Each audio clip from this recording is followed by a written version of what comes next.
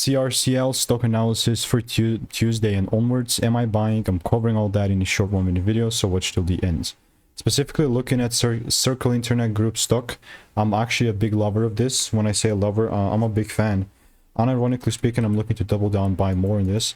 With having done so many previous receipts in my Discord server, just like only one, you can see my idea was exactly that, to continue and double down on this like I did before. This was a prediction made like right here, and then after it delivered, you know, I was waiting for the same exact thing. We sort of gapped up.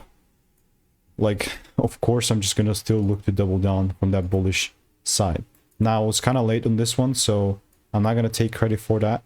But nothing is stopping me from just waiting for a small little push down and then doubling down on that, or just buying more in that, right? So that's how CRCL is looking like.